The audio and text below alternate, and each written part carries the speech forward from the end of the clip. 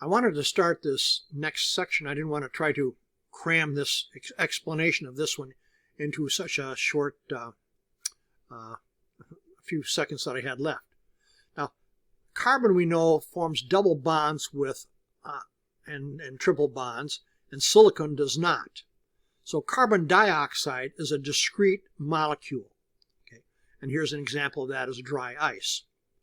Silicon dioxide is an infinite network of oxygen atoms bridging the silicon atoms, and each silicon atom possesses 4 SiO single bonds.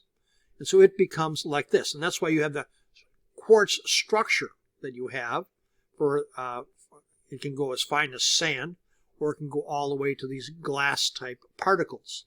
And is one of the reasons why we do use SiO2 for making glass. Now let's talk about the nonmetals.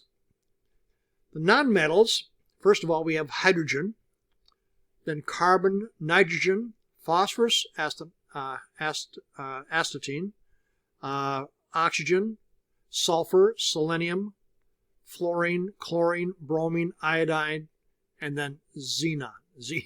You'll notice all different states that this has. This is a rare earth, but you can form compounds with it. It has enough different electronic levels that you can form something there. And these are all the different ones that each one can have, right?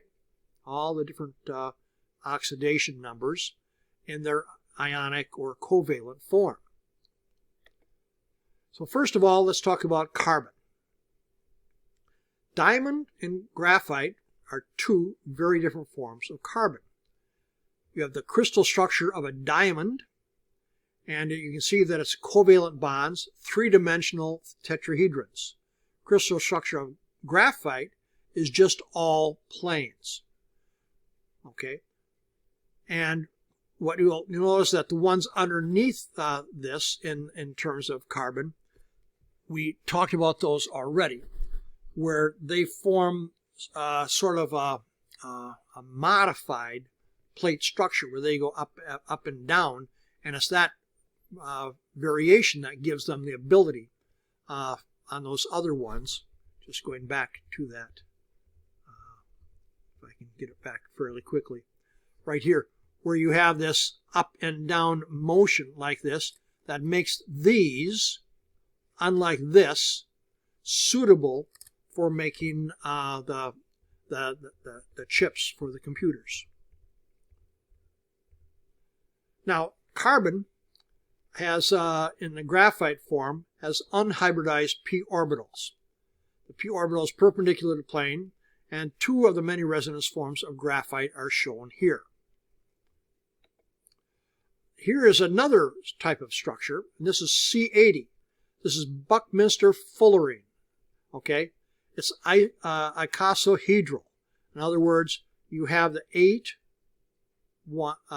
6 around each one, and each one of these forms a separate face on this type of a structure.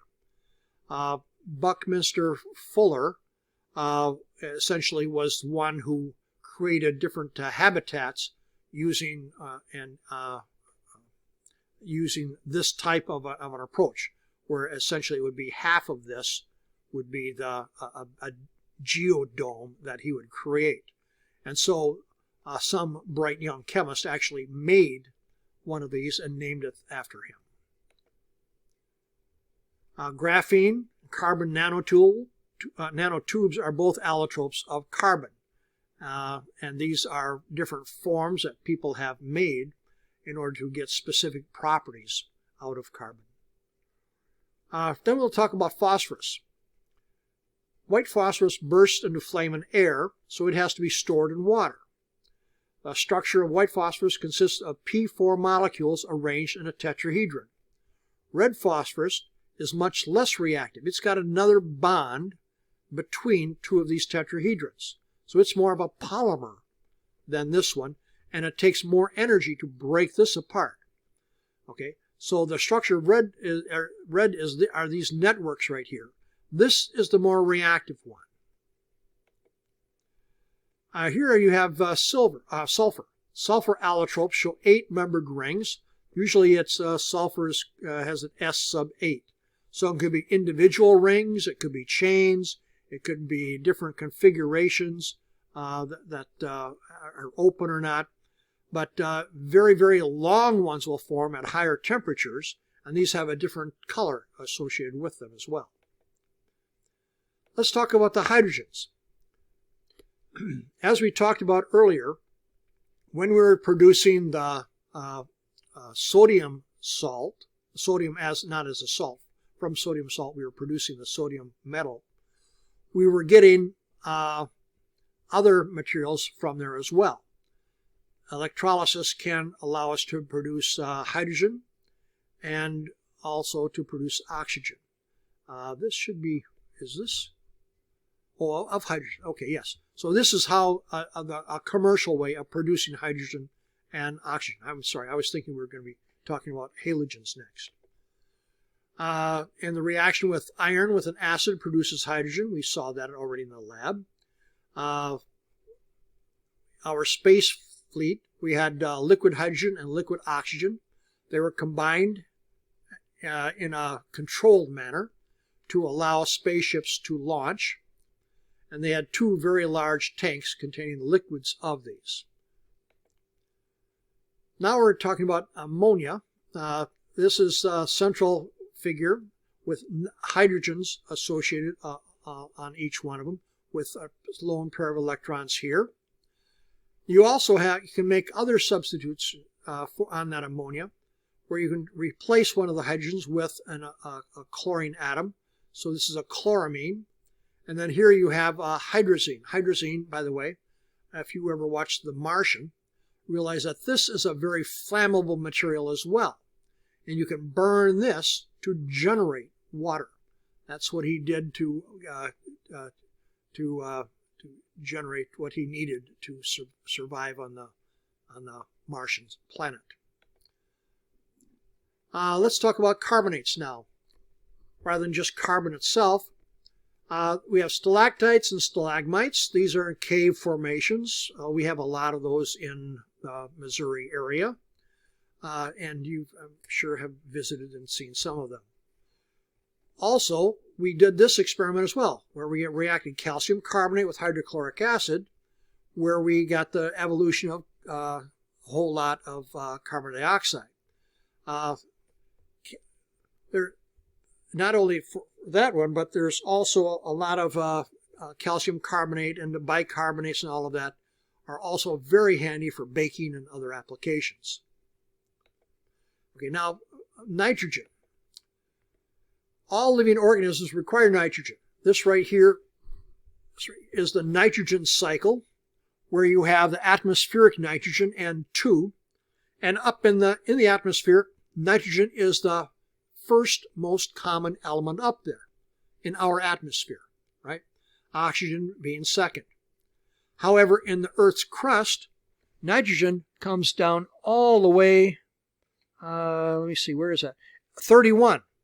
Nitrogen is 31 in the Earth's crust, despite the fact that it's used in nitrates for fertilizer. The amino acids that make up all living things are decomposed into nitrates and have nitrogen, the amino groups on them.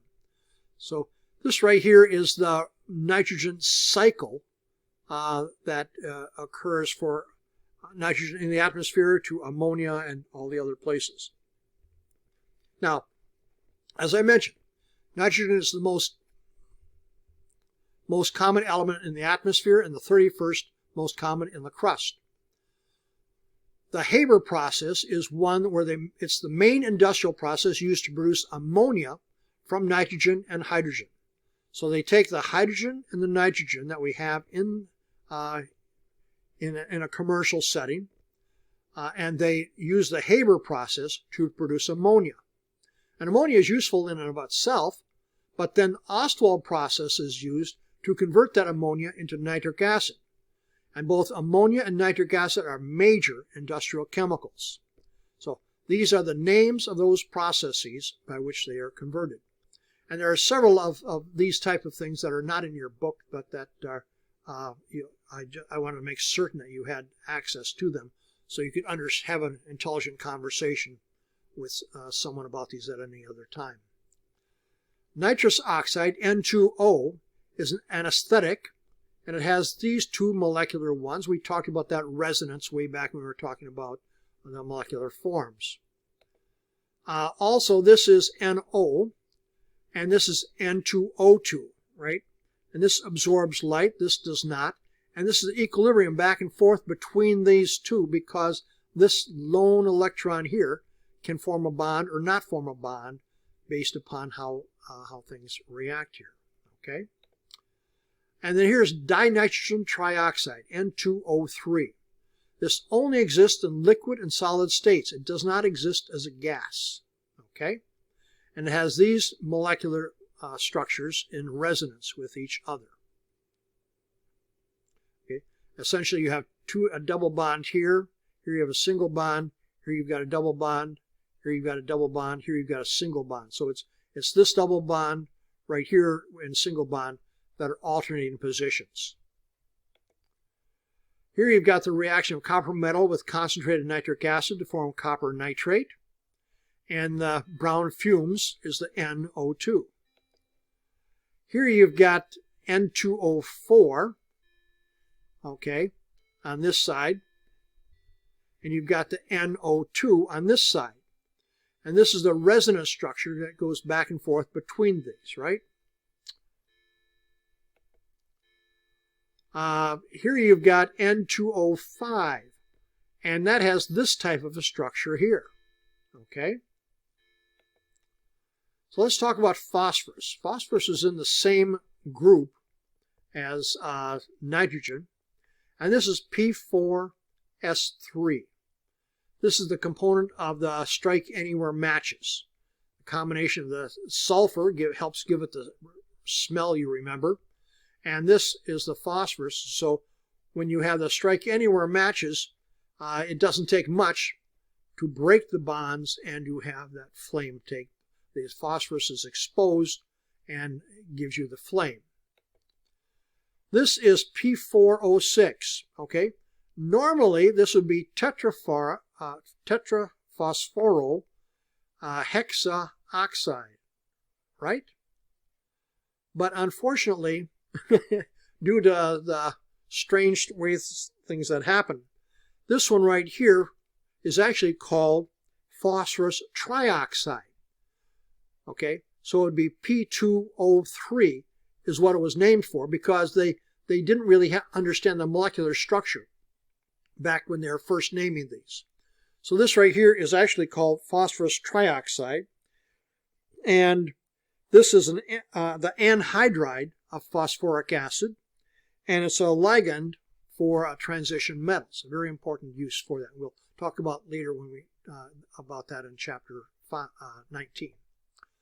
This right here is phosphorus trichloride, and this is an effective chlorinating agent, and it's a surfactant and detergent formulation aid.